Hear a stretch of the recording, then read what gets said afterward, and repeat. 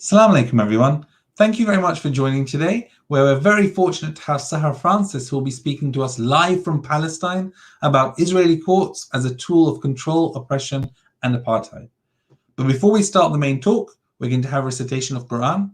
So let's start with that. Salat ala Muhammad wa ala Muhammad. أعوذ بالله من الشيطان الرجيم. بسم الله الرحمن الرحيم.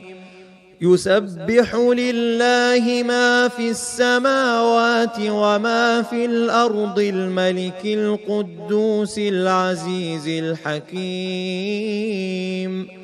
هو الذي بعث في الأميين رسولا منهم يتلو عليهم آياته ويزكيهم ويعلمهم الكتاب والحكمة وإن كانوا من قبل لفي ضلال مبين.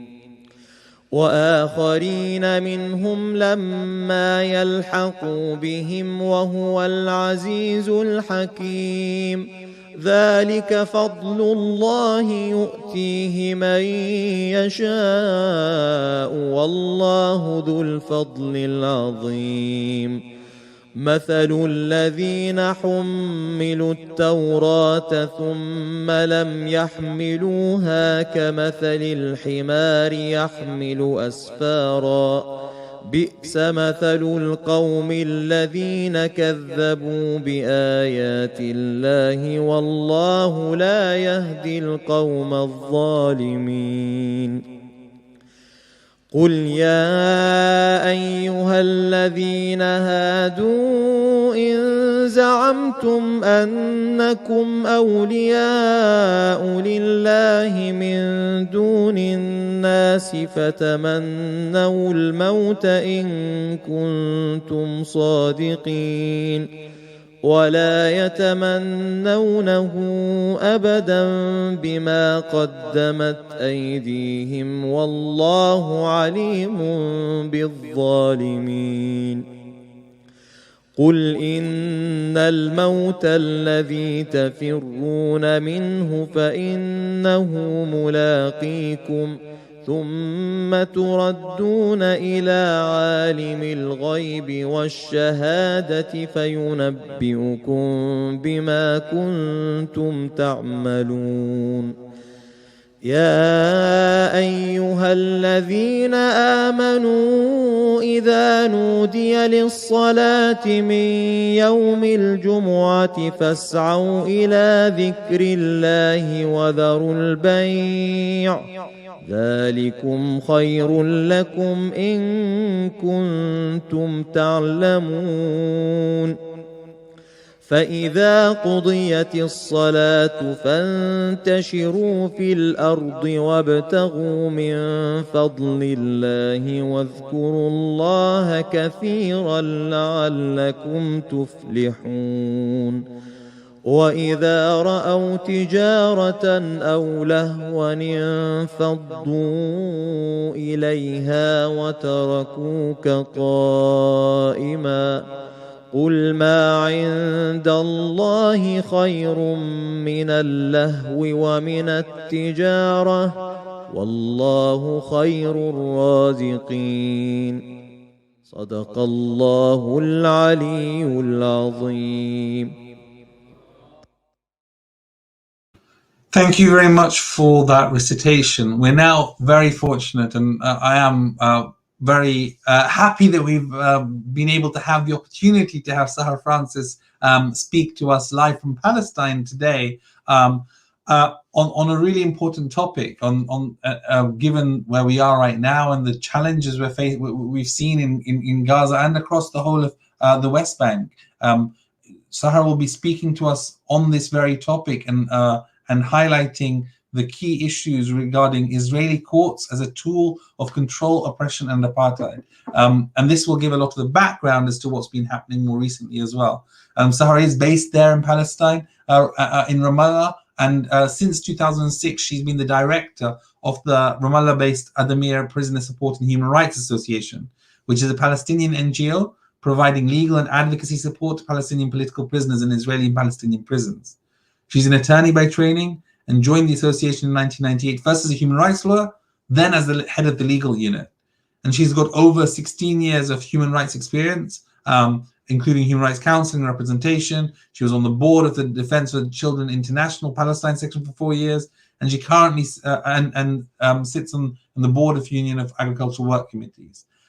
It's a real pleasure to have Sahar here, and look forward to hearing from her right now, and then we'll have some questions afterwards. So if you do have any questions, please feel free to put them in the YouTube chat, or get in touch with me or one of the organizers via WhatsApp, and or you can even ask it live. So thank you so much, and look forward to hearing from you, Sahar.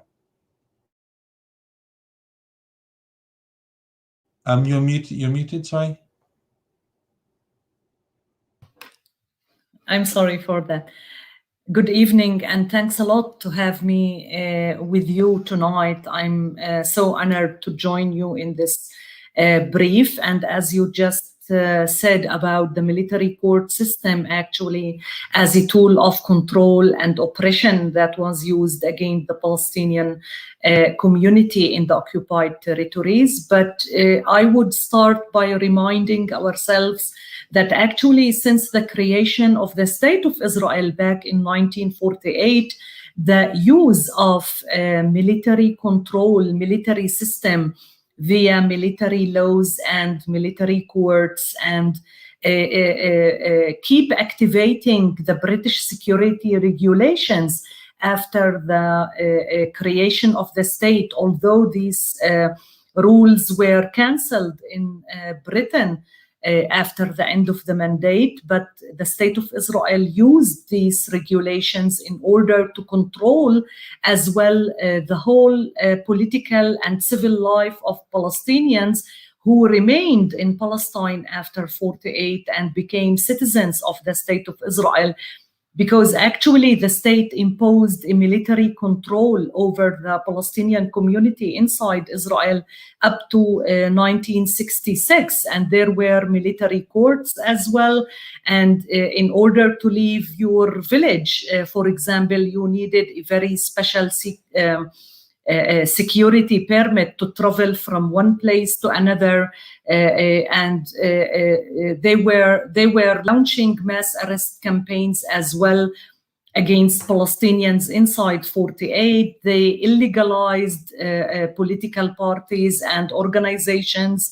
And actually after the occupation of 1967, they not copied, but took much of the military system that they were practicing actually into the occupied territories, and they imposed immediately the military orders and established 5 military courts and started to implement their own judicial system by the military courts and military orders, instead of applying actually the international humanitarian law as it was supposed to be as an occupiers. But you know that Israel refused to accept that they are occupying the territories in 67, and they were arguing that Jordan and Egypt is not a sovereign states controlling Gaza and the West Bank, and by this they justified for own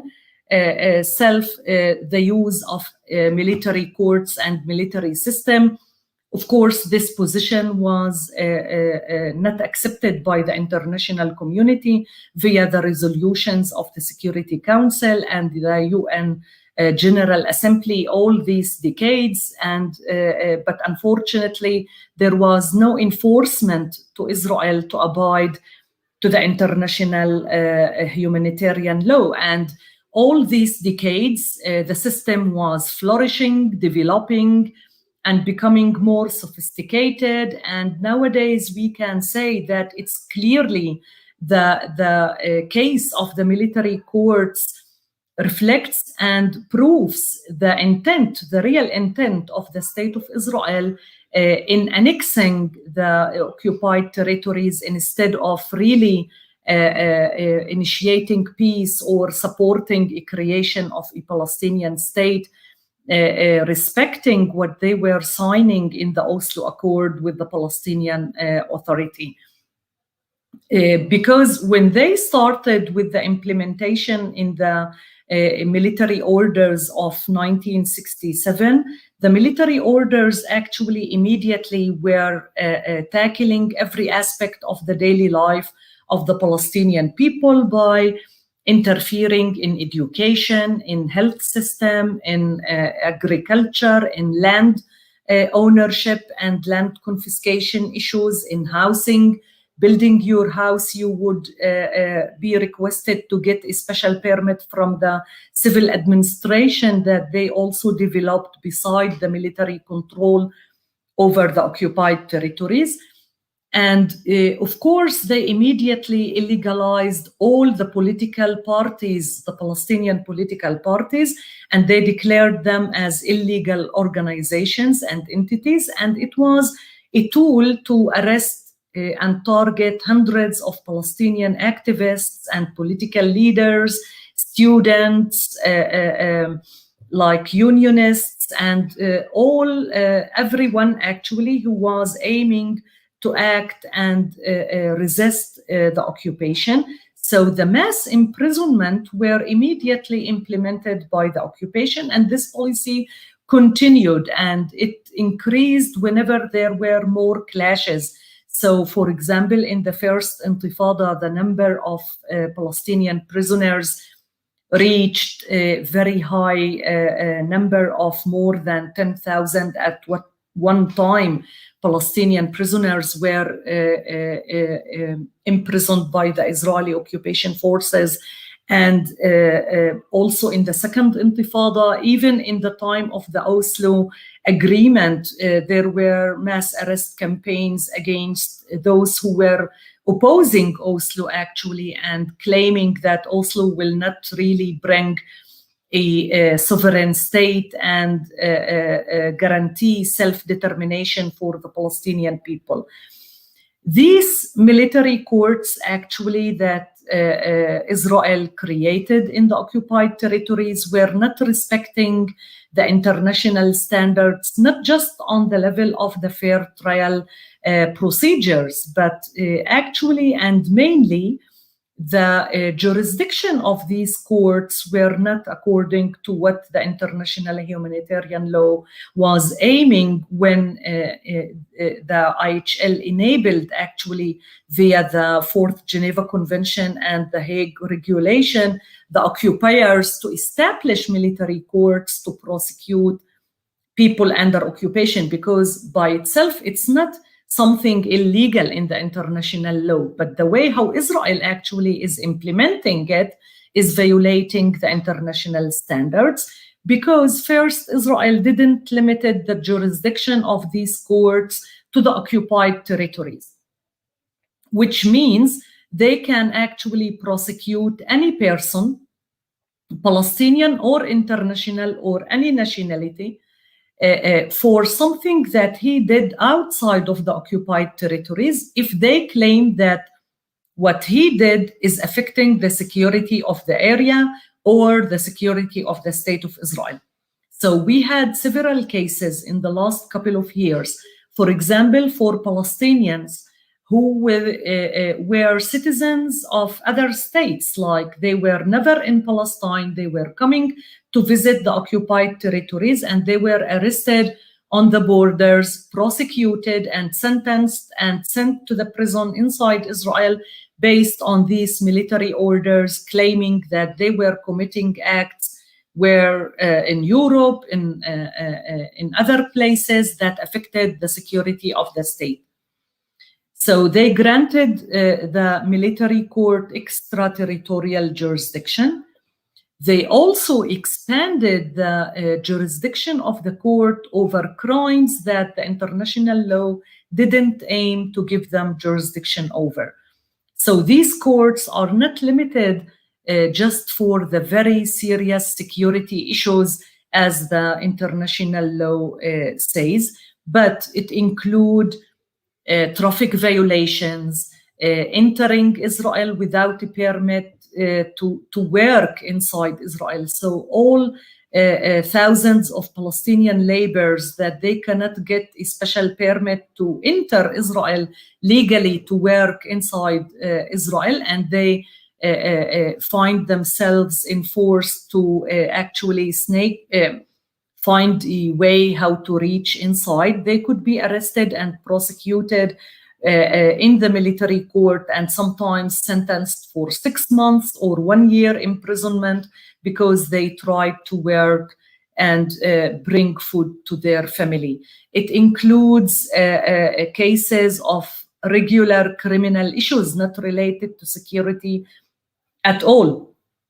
So actually, this is why we say that it's about control. It's not about protecting their security as they try to claim. And if we take the statistics about the kind of cases that dealt in these courts in the last couple of years, the huge number of the cases, like every year there's around 10,000 files submitted in front of these military courts. More than 60% of the cases are about illegal entry to Israel or traffic issues or criminal cases, and not security cases or public disorder cases. The public disorder cases, of course, these are the cases related to demonstrations against settlements, against the wall, or like sharing in any political activity, being a member in any political organization. And the other security cases, they refer for more serious issues, like when you're involved in, for example, throwing cocktail Molotov or shootings or more serious militant activities. Or weapon issues, and there's lots of cases that is related to things that is really not clear what's the impact overall on the security of the state or the security of the area. So actually, this is the way how the occupation were interfering in every aspect of the Palestinian people by declaring everything in the military orders as accepted or as a crime, or there's conditions to seek such permit for this purpose or not. And if you dare to violate these military orders, you would be accountable in front of these military courts. Since 1967 till today, the estimation that more than 800,000 Palestinians were arrested and prosecuted in front of these military courts. And of course, the experience of imprisonment is always accompanied with lots of violence, lots of torture, ill treatment, and the torture is not just against the person himself. When they raid the houses, usually after midnight, to arrest someone, they terrify the whole family. They enforce the family to stay sometimes outside the house, even if the weather is so bad. And sometimes they squeeze them in one room and they search the other rooms, and they miss the quantity of the house or destroy furniture. And so there's lots of other violations and collective punishments actually that the families of the prisoners and the detainees face in this process. And of course, all the way to the detention facilities, it's also continuing all this harassment and attack by the soldiers. The methods of torture, of course, in the interrogation centers could be very severe, serious physical torture and psychological torture. In 2019, we as Damir documented and followed more than 25 cases of very severe physical torture that in some cases it caused hospitalizing the detainees.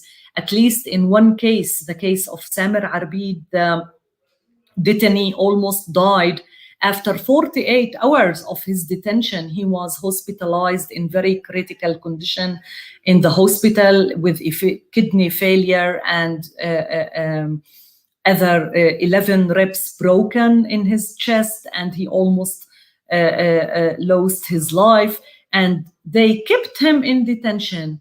They banned us as lawyers from meeting him, and they kept interrogating him immediately after he was awake, even though his health condition was so terrible and he couldn't handle the interrogation. So actually, they use torture in order to enforce confessions, and then they use these confessions as the base for any conviction in these military courts, and they claim that they abide to the fair trial standards of the international standards. Of course, most of these cases in the military courts are based on these confessions of the detainees that they are obtained by torture and ill treatment. And in the military court, it's very difficult to prove that a Palestinian detainee was tortured because they always believe the interrogators. Even in this case of Samer Arbid, the guy that I talked about, we have all the medical reports that can prove that he was tortured to death, and still the legal advisor last year decided to close the complaint on torture because he claimed that the interrogators acted under the protection of necessity, which means like this is a justification in the Israeli criminal law actually that enables the use of torture in ticking bomb cases where they claim that they need very urgently very serious information in order to protect lives of others.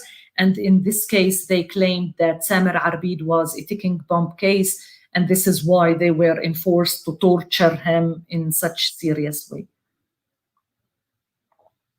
So actually, there's zero accountability in such cases. And this is what brings as well Palestinian detainees, because they don't have any trust on this system, to prefer to do plea bargain at the end of the day instead of trying to exhaust the whole procedures in front of these military courts. So they prefer to admit some of the charges in order to reach a fixed sentence, and that's it, and to close the file, and then to sit in the prison to wait till they be freed. It's not easy at all, especially when we are thinking about child detainees, because children under these military courts, although in the last couple of years there were some changes on the system, because up to 2012, actually 2010,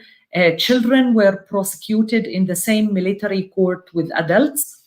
In 2010, they established a military court for juvenile, but it's not offering a huge difference because it's based on the same rules and procedures. The only difference that they separated adults from juveniles. They increased the age of majority to be 18 because before it was just 16. But still they are prosecuting and interrogating and torturing children in the same way as they used to do before. So even Palestinian children could be interrogated under severe physical torture, isolation, sleep deprivation, and so on. And then they would confess, and based on these confessions, they would be prosecuted and sentenced for long period in prison, and then sent to the prisons. Palestinian children are not offered any psychological rehabilitation or any psychotherapist programs inside the prison. The daily life condition of the Palestinian child detainees inside the Israeli prisons are very difficult. They don't get enough education. Currently, like in the corona spread since last year, They didn't even get family visits, and for long months they were totally isolated, disconnected from their families, and we were enforced as Palestinian organizations with some of the Israeli human rights organizations to petition the Israeli High Court actually to enforce the Israeli prison service to allow these children to at least have phone call, to call their families, to communicate, and to get the information about their family's health. Till now, the family visits are canceled for all the prisoners.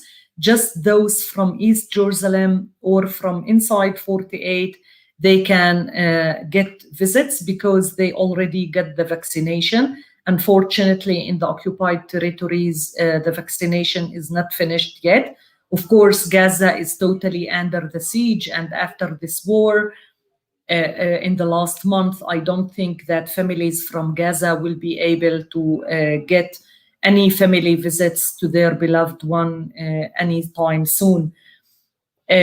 Going back to the procedures in front of the military court, I think it's very complicated system because it's built on the military orders. Part of it is still taking some procedures from the Israeli criminal law, the Israeli procedural law, some of it, as I said, the British security regulations, sometimes the Jordanian criminal code of 1960, and so on. So imagine as a Palestinian lawyer, if you don't study in Israel and you don't know the Israeli law, how you would practice in front of this court without knowing what's this system and what's the precedent cases that they use from the Israeli jurisdiction. Also, the language in the court, like everything is dealt in Hebrew, and the translation is done by soldiers that their mother tongue is Arabic. They are not professional translators. So there is serious problem in the translation.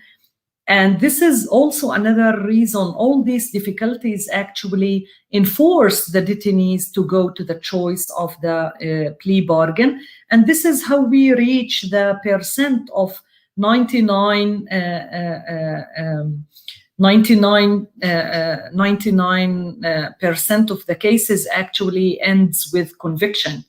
No one almost is innocent in front of these military courts. Another strategy used in these military courts, and it's based totally on the British security regulations, although they invented the Israeli law and a military order specifically for administrative detention, but actually this is a heritage of the British security regulations, where any military governor can arrest anyone based on secret information up to 6 months, and it could be renewed indefinitely. Like this order could be renewed for another 6 months, another 6 months, based on the same information sometimes. And you would be brought to the military court so the military judge can review this secret file. Of course, me as a lawyer, I'm not allowed to see the information. I can ask questions in the review, but for sure the prosecutor will keep saying it's in the secret file, it's in the secret file, and the arrest order actually can just have one general phrase saying that you are, sometimes they mention the political party that you are member in, that they claim that you are member in. So for example, they would say you are a member in Hamas and you are threatening the security of the area.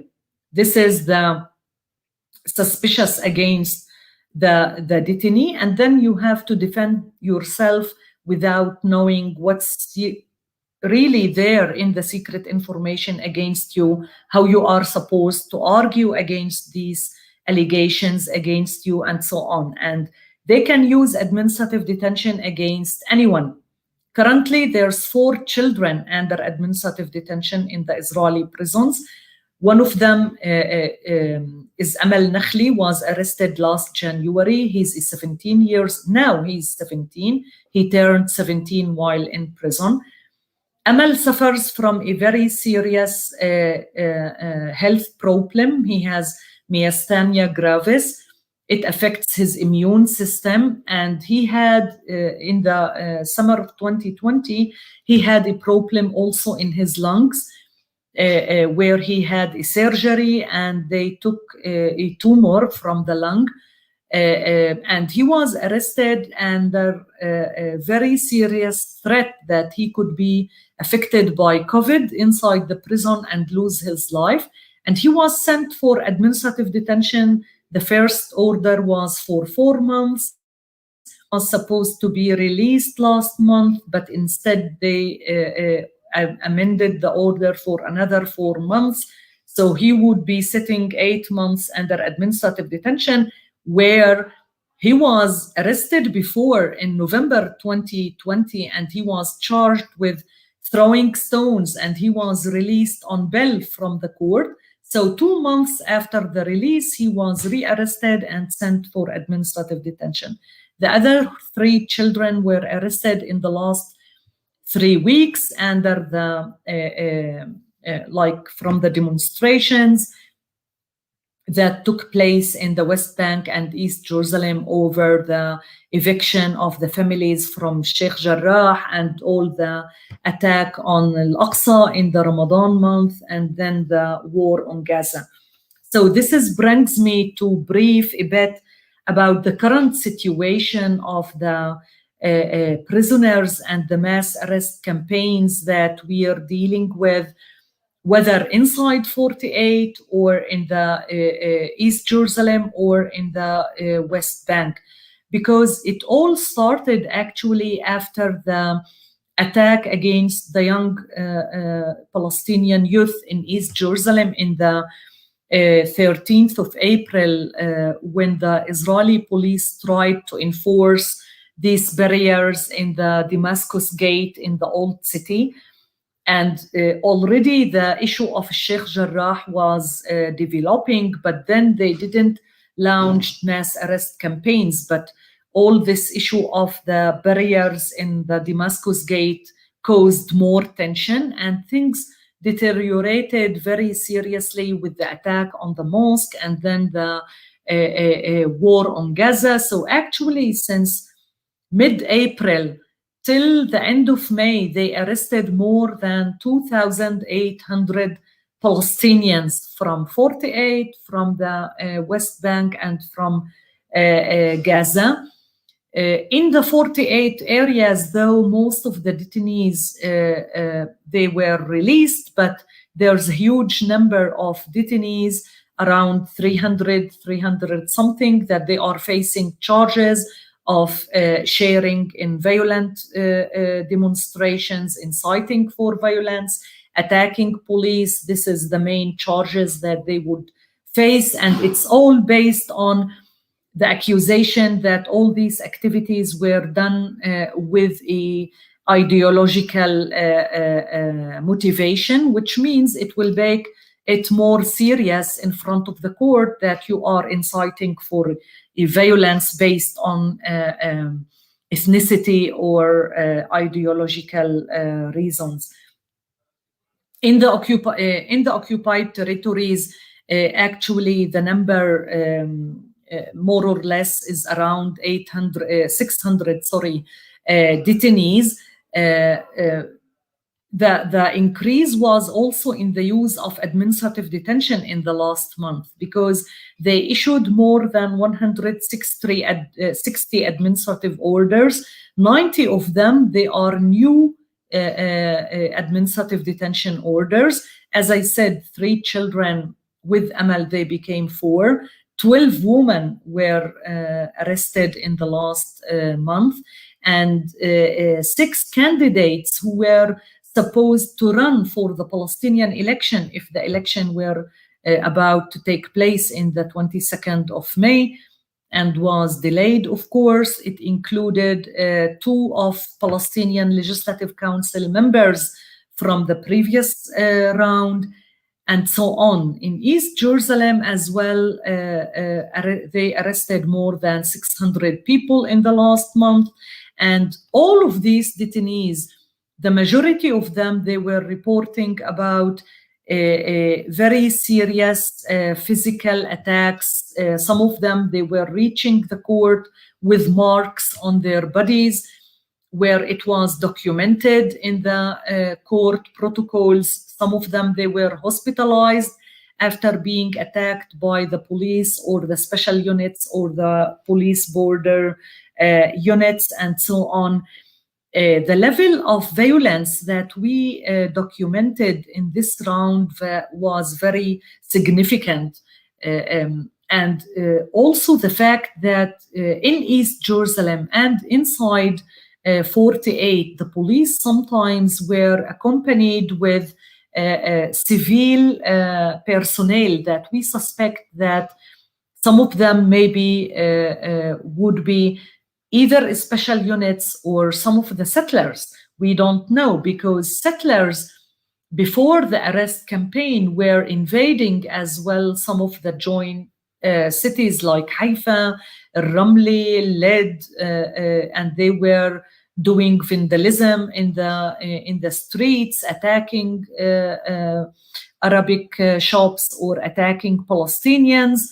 And the number of detainees from the Israeli Jewish community were much, much less if you compare with the huge number of detainees from the Palestinian community. It's showing a clear discriminating policy by the police in enforcing, because they called this round of mass arrest reinforcing law and order. So if you want to reinforce law and order inside the state, how come you just target one part of the citizens, the Palestinians, and you ignore the Israeli Jews? And there were videos, and clearly you can identify who were these young people attacking and breaking and doing this violence in the Palestinian cities. And still the number of people who were facing serious charges were much less than the Palestinian prisoners. So in total, currently, the number of Palestinian prisoners increased to be more around 5,000 prisoners inside the Israeli prisons. Of course, 2 minutes and I will finish. All these prisoners, most of them are held in prisons inside Israel. The health conditions in these prisons were very worrying in the last year, especially because of the spread of the COVID, and lots of prisoners actually were affected. We were lucky that no one lost his life for the COVID inside the prison, but they were treated so badly, not offered the sanitation and all the support that they were supposed to get inside the prisons. The education, there's lots of restrictions and punishments and on the education and on the daily life level. As I said, family visits are not allowed yet. So actually the prisoners' situation is very bad in these days, and we're expecting that it's not gonna be getting better very soon. The opposite, unfortunately, we expect that things could deteriorate, because what we see on the ground, there's lots of intention to continue with these violations and against prisoners, or all this use of like violence, attacking demonstrations, shooting and killing people and torturing prisoners. We don't think that it will change anytime soon. I would be happy to get questions. And again, thank you very, very, very much for this opportunity.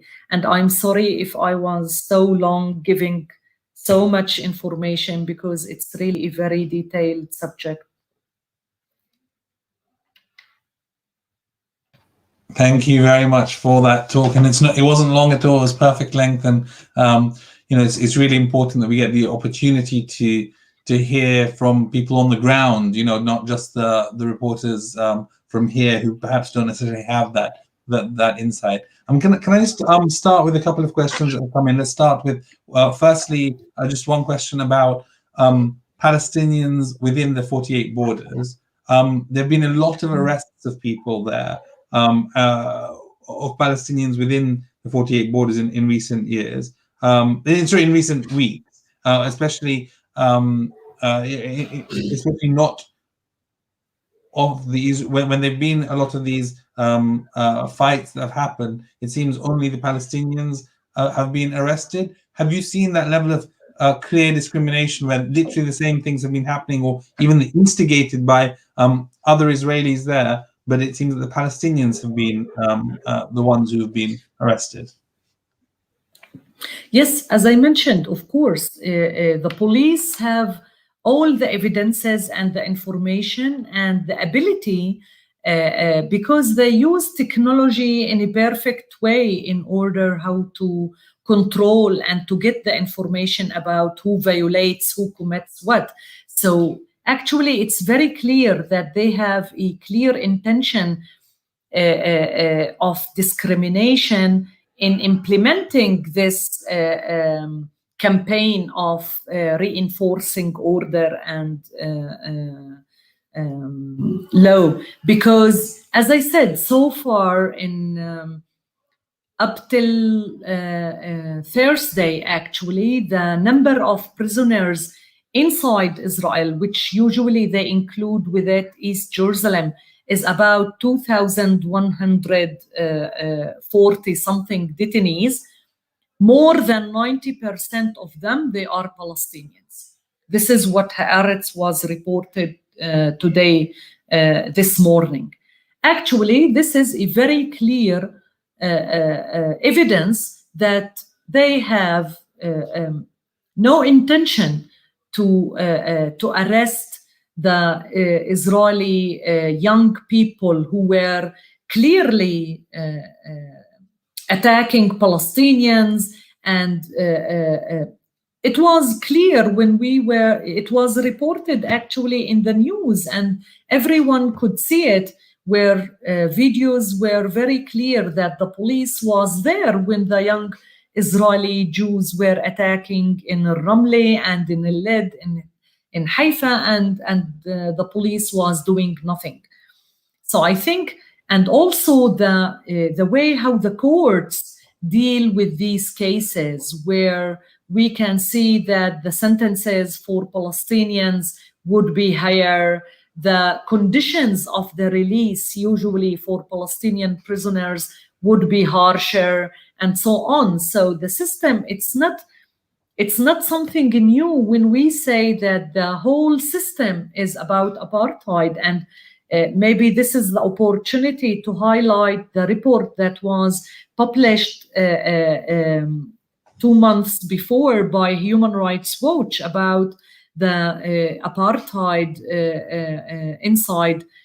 Actually, they claim that between the sea and the river, there's one system of control. Of course, Israel is controlling everything, and it's amounting to apartheid. And I think, although it's a bit late, because all the Palestinian human rights organizations were alerting actually about these apartheid policies since long time.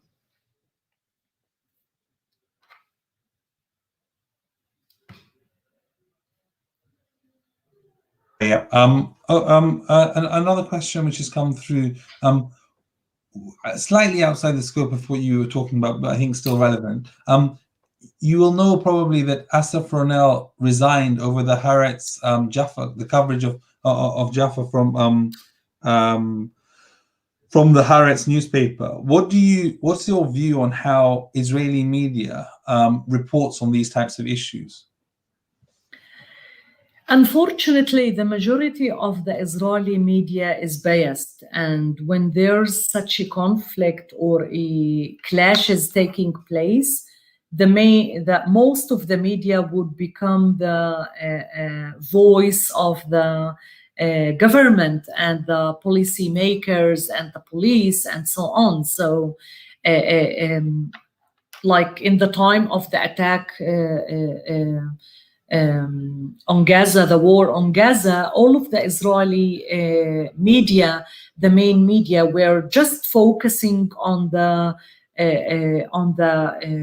war and the impact on their society, nothing about the violations that they are committing and what they are causing. So actually, it's not an objective media, I would say. Most of the media in Israel is biased. And this is why it doesn't mean that there's no objective and journalists or individuals. And this is why they find themselves in such situation where they resign or they move or they would be attacked. And sometimes with threatening on their lives, like it happened with Gideon Levy, for example, a couple of years ago. Thank you very much. Let's ask Zaid Shalchi. He wants to ask live. Zaid.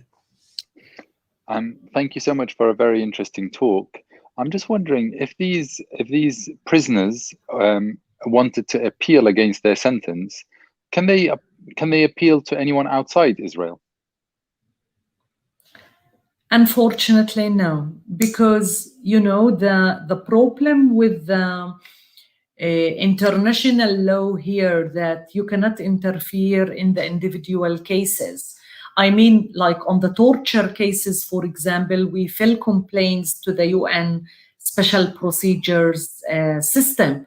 But even if we get a positive report from the Special Rapporteur or the Committee Against Torture, at the end of the day, there's no way how to enforce it on Israel to take it and to respect it. So I don't think it would be any effective if the individuals think about appealing their sentences to an international tribunal. There's no such tribunal that can set to see these cases. What we're trying to do, though, currently, especially after the ICC ability that we can reach the ICC, that we're trying to claim that the whole system actually should be investigated by the prosecutor of the ICC, because it's violating very serious crimes according to the Rome Statute. The torture, the unfair trial is also, if you don't offer a fair trial, it's a war crime. Transferring prisoners from the occupied territories to the state of Israel, actually, this is also a violation for, it's a war crime. And arbitrary detention as well is a crime according to the ICC. So at least in these four issues, the court can, the prosecutor office can initiate investigation, and by this, they can impose on Israel to change these policies. And maybe here is the place where I should highlight the report that was issued by the UK organization War on Want lately about the military courts. They are supporting Damir in our campaign against the military court system. And I think part of their campaign, how you can be active and how you can be involved in their campaign, the link would be shared, where you can send letters to the MPs in the UK or to affect the decision making. And I would really recommend that, since now we all know that the next prosecutor in the ICC is from the UK. I think the UK government should not pressure or should not use their political channels in order to put pressure on the ICC not to investigate the Israeli violation. The opposite. They should be objective, they should be responsible, and like requesting that justice should be equal for everyone, and Palestinians deserve to be treated in the same way in the international level. Thank you so much. I'll certainly write to my MP on this issue. Thank you very much, Zaid. Next question from Ahmed Versi. He wants to join, please. Hi. Are there any Palestinian courts or judges or in courts in the occupied territories? And are all the like Israeli courts in occupied territories military courts? Or are there some which might not necessarily be military courts? So, as I said, the legal system is a bit complicated in the occupied territories.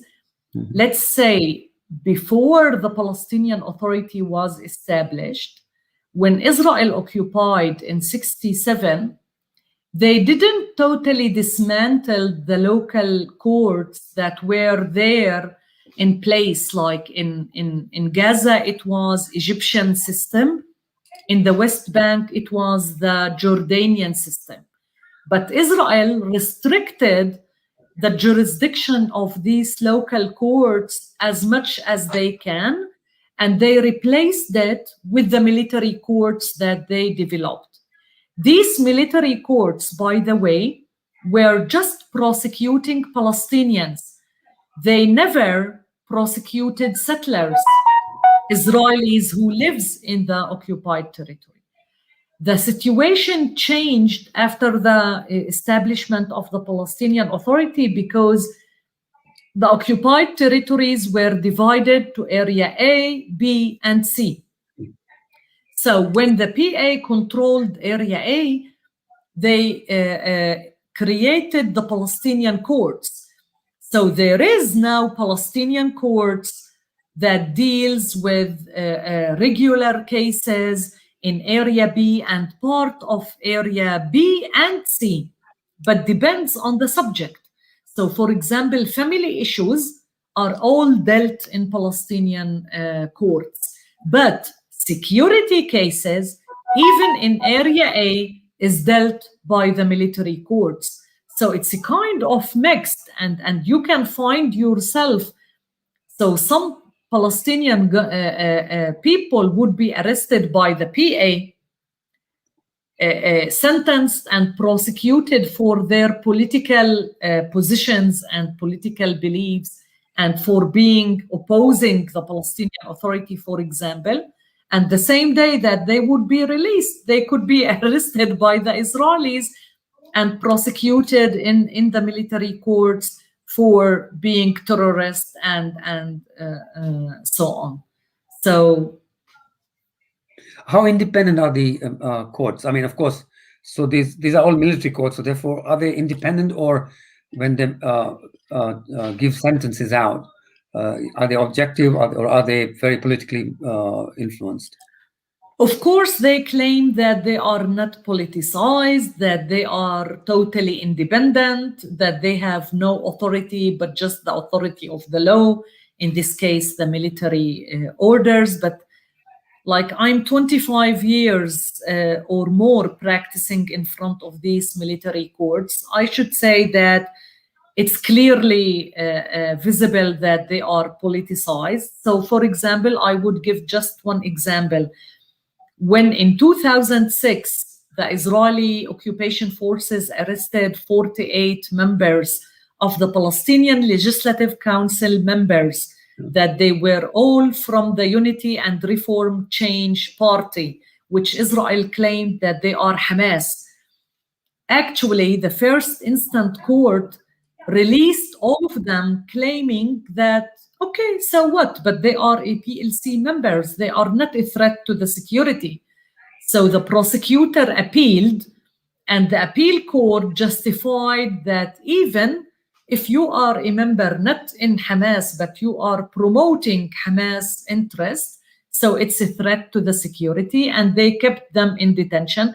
And it was clear that the court justified the political decision of the government that was behind this mass arrest campaign against the Palestinian Legislative Council members at that time. And by this, they totally paralyzed the Palestinian Council.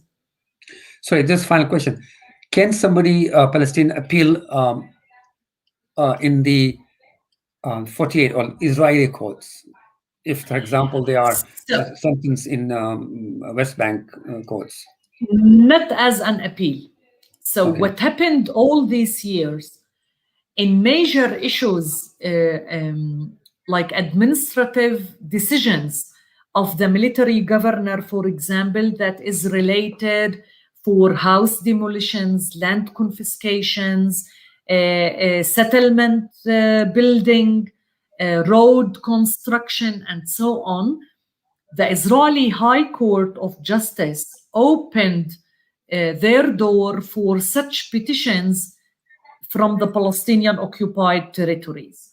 But cases of the military court about security cases or any other case, it's not sitting as an appeal.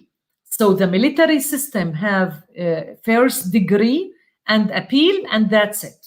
You cannot appeal to the Israeli High Court unless if there's a very, very special circumstances. So for example, in the administrative detention cases, the High Court said, since this is very difficult arrest based on secret information, we will enable the administrative detainees, although it's not appeal, and we are not supposed to hear an appeal on the military system, but we decided to enable them to petition the High Court in the administrative detention case. Thank you. Great, thank you very much. All right, let me try. There are a couple more questions, and I'm conscious that we've gone on for quite a while, but just a couple of questions. One online. Most of us are aware of the atrocities by the Israelis. Why do Western governments support Israel unconditionally, and what can we do from here to stop these atrocities? Unfortunately, I think the Western governments are not affected by the what's going on in the occupied territories. And this is why maybe they don't have much interest to interfere, and they prefer to keep it on the level of soft diplomacy, where they just issue a condemnation statement and so on. But I think what we're seeing, the developments in Ireland lately are very interesting. And I think we really should push more and more MPs and governments to take more serious steps toward actions, because the current situation couldn't be tolerated more, where all these war crimes and crimes against humanity are committed on daily basis without any accountability. And I don't think it will work. And from seeing the solidarity and the demonstrations all over the world in the last few weeks, it shows that we, the people, have the power to bring the change. And this is why we should continue this pressure, continue demanding from different governments not to keep silent, but to take actions via the UN system. The UN system enables sanctions, there is ways how to enforce Israel to stop these atrocities and to abide to international law. Thank you very much. And the final question I'm going to take, there've been a couple left, but I think we'll end with this last one. What do you believe is the right approach for people outside Palestine when they are campaigning? Should they campaign for a two-state solution or for a one-state full solution where everyone has equal rights? More people in the Western world who support Palestine seem to be moving on to an idea of one-state solution, but critics are saying that's not something that is supported by Palestinians on the ground. So what's your view on that? It's a very complicated question, actually. So I would prefer to say that even I don't think you have to answer one state or two states, but still you can claim that both sides should be deserving equal rights as human beings, because if we are demanding respect for human rights on the universal level, it should be for everyone. So I think still we can take the human rights approach in order to demand the end of the occupation, the apartheid, the end of all these war crimes, without even fighting whether one state or two states. Because I don't think that we, the Palestinians ourselves, are agreeing on one solution, whether one state or two states. We also divided on this.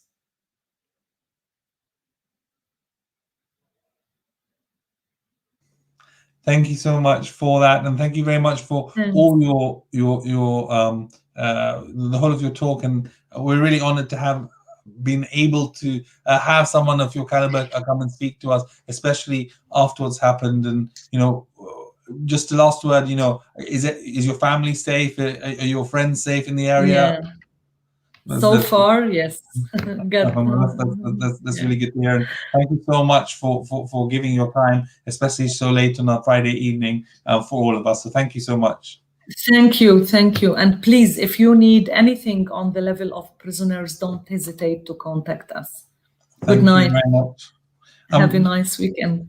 You too. Thank you. And so just everyone else, just a reminder of the future lectures. Next week we have a talk which actually has just been cancelled, so we will update everyone with an updated speaker very soon. The week after we have Women in the Quran by Dr. Mahjabeen Dala. The week after we have Dr. Rimsara Alouane, who will be speaking to us about France and whether secularism is still liberal in 2021 in France. The week after we have Sheikh Ja'far Muhibbullah, who will be speaking to us on the Wiladat of Imam Ali Rida alayhi salam. And the week after we have Dr. Joshua Ralston, who will be speaking to us about law, justice and Sharia in Christian-Muslim dialogue. So really exciting list of speakers coming up, and we look forward to seeing you and joining us in those future talks. So thank you very much for joining today. Assalamu alaikum wa rahmatullahi wa barakatuh.